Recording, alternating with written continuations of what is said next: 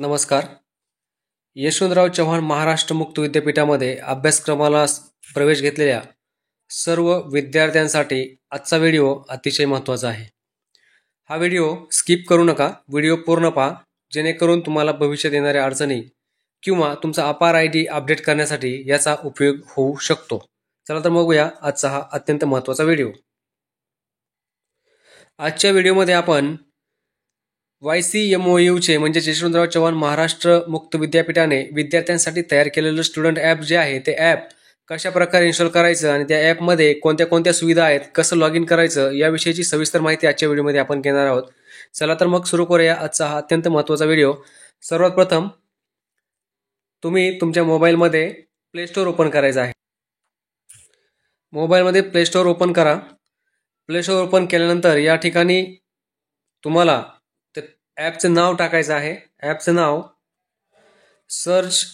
Search या ठिकाणी ॲपचे नाव टाका. YCMOU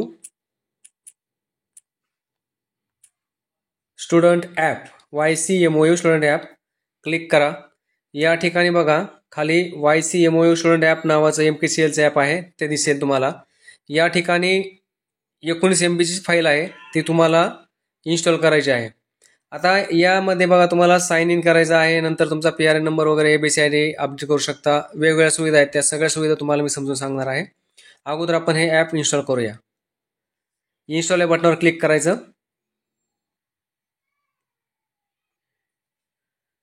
अशा प्रकारे आपलं ॲप इन्स्टॉल झालेलं आहे. या ठिकाणी प्रोसेसिंग झाल्यानंतर ओपन या ठिकाणी बघा ओपन नावाचं बटन ॲक्टिव्ह झालेलं आहे. आपण ते ओपन करायचं आहे. ओपनला क्लिक करा. ओपनला क्लिक केल्यानंतर या ठिकाणी नोटिफिकेशनची मोबाईलमध्ये नोटिफिकेशन पाठवा की नाही पाठवा यासाठी ॲलो डोंट ॲलो हे ऑप्शन आहे. ॲलो करा किंवा नका करू. ॲलो. त्यानंतर आपल्यासमोर बघा या ठिकाणी ज्ञानगंगा घरोघरी अशा प्रकारे हे ओपन झालेलं आहे.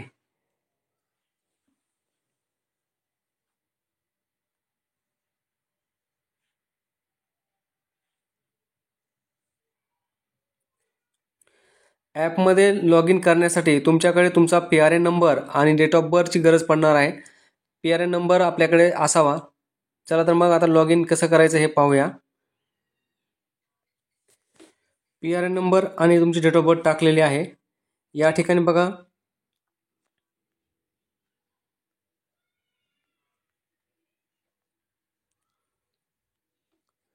लॉग इन बटन क्लिक करायचं आहे. लॉग इन बटन क्लिक केल्यानंतर आपण आपल्या ॲपमध्ये लॉग इन करणार आहोत.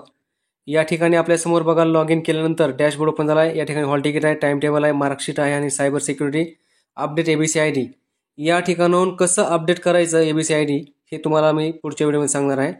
आता आपण ह्या ॲपमध्ये लॉग इन कसं करायचं हे आपण पाहिलेलं आहे. तर भेटूया अशाच एका नवीन व्हिडिओमध्ये. तोपर्यंत लाईक, वॉच, शेअर, सबस्क्राईब माय चॅनल. धन्यवाद.